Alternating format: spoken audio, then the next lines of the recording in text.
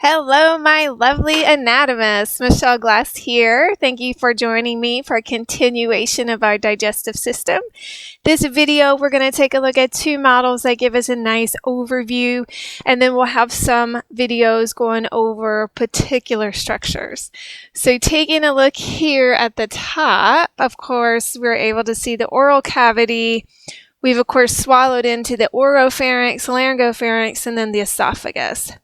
So taking a look here, we see the accessory structure of the liver, and the gallbladder we will see is associated with the liver, so it's located here on the back side. When we're tracing the pathway of the food materials, so of course once we've swallowed it, it's called the bolus, it's going to enter the stomach. So here we're seeing the stomach, and we'll look at particulars on the stomach as we go through our videos. Once the food material, once the bolus mixes with the stomach acid, the hydrochloric acid, we refer to that material as chyme. The chyme then goes into the small intestine, which we can see here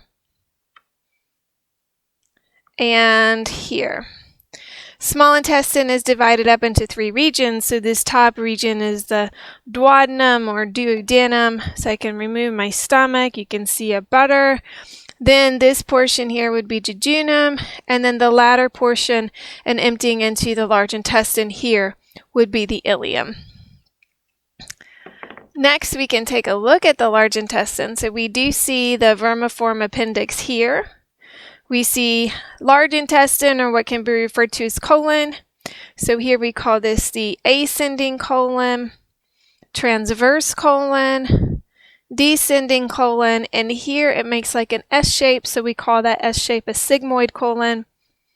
And then we're getting down into the rectum and the anus, and we have both the external and the internal anal sphincters, and I'll highlight those a little bit better on another video.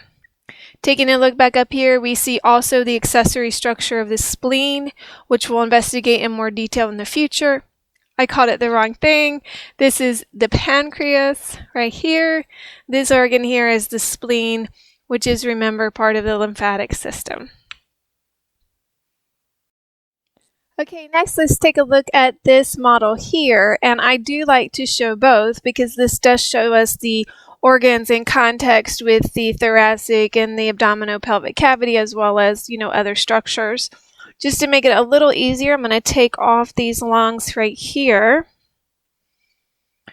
so we can see the diaphragm as that large muscle that actually separates thoracic and abdominopelvic cavities.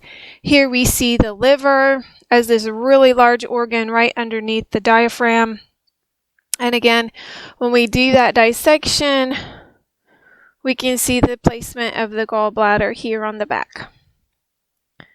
We're seeing right here that esophagus come through. If I took off the heart, you would see the esophagus here. Esophagus, remember, is carrying the bolus into the stomach, where the material then becomes called chyme. If I remove the stomach, let me get it right this time. Here we have the pancreas. There's, of course, the spleen.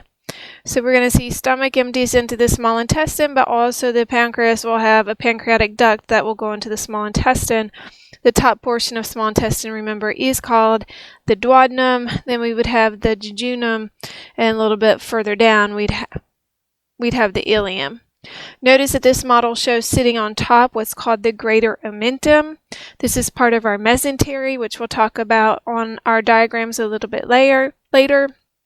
This is actually a double fold of mesentery with some adipose tissue in between. And then we're able to see right here the large intestine or the colon. So this would be ascending, transverse. A big portion of that is hidden.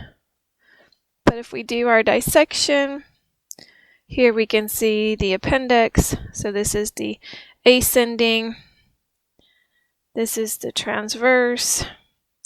This would be the descending, and remember that S shape is called the sigmoid colon, and then that's all we can see on this particular model.